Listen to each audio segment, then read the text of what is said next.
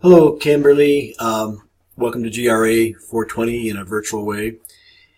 I'm going to be looking at your logo, Milestone 1, and also your website, which looks really competent to me as a start. And if you have any questions, don't hesitate to shoot me text or email.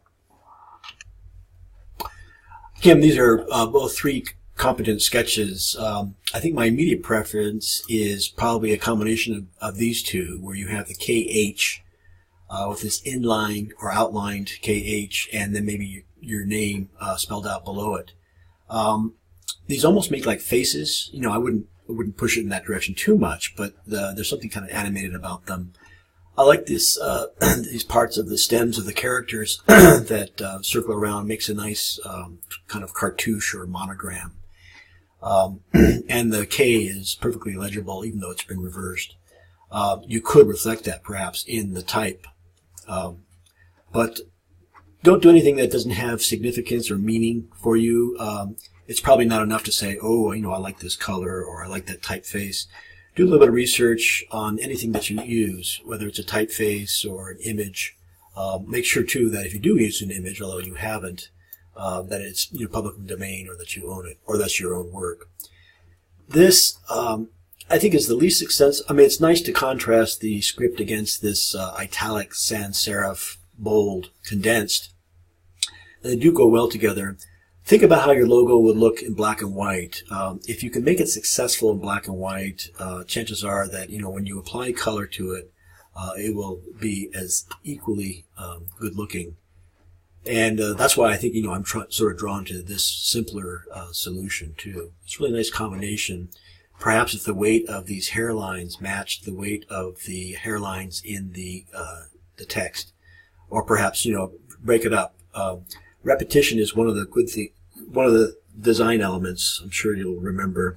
And if you repeat the line weights of the say of the letter forms here in the circle, perhaps the circle could be the bold one, and the dividing line could be the hairline, or vice versa. But anyway, repeating weights of lines is a subtle way to give your logo some unity. Now, Kimberly, I know these were just sketches, but I wanted to make a few notes about the construction of your logo.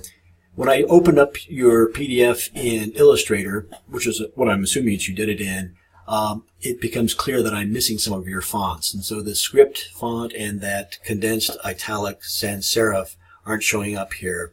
It's Montserrat and Sydney alternate.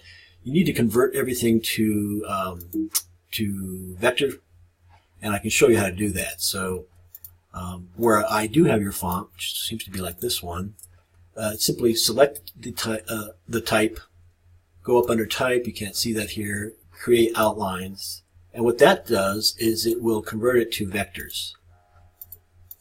And you'll need to have all your images or your letter forms converted to outline format. It's not a difficult process,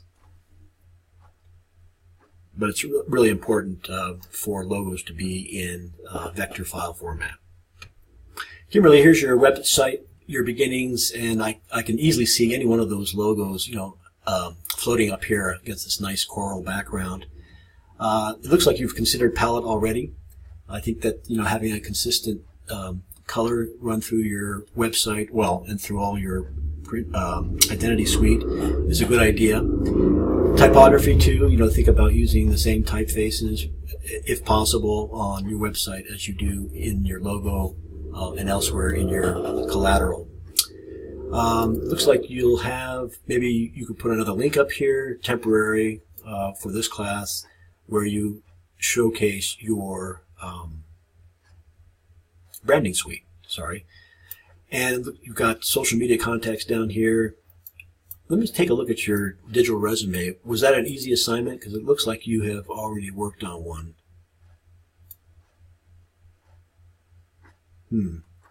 Okay, it looks like illustrations here. This is an interesting idea, though. If these were all linked, which is something you could do to a PDF,